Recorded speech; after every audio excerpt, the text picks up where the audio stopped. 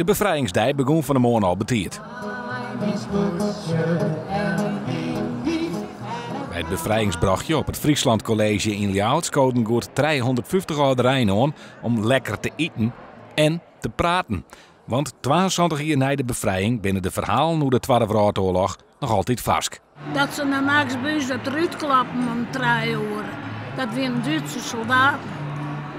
En die zochten mijn broer, want die was onderdoeken. Maar die waren net thuis. En dat is mij het meeste bij. Toen ben we Saskrof eruit schreeuwen, midden in de nacht. De laatste keren kwamen we erachter dat mensen als ze ouder worden, heel bot weer omgaan naar de belangrijke dingen in hun leven. En een heel soort mensen hier er echt behoefte aan om die verhalen van de oorlog weer met wat te delen.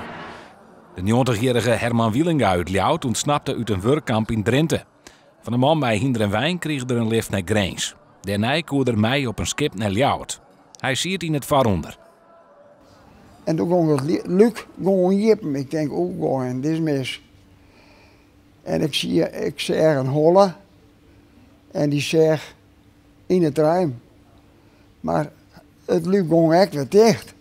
Ik denk, nou, dit ligt het goed. En even later jette ik een schreeuwen, want die moffen die konden schreeuwen. Hè.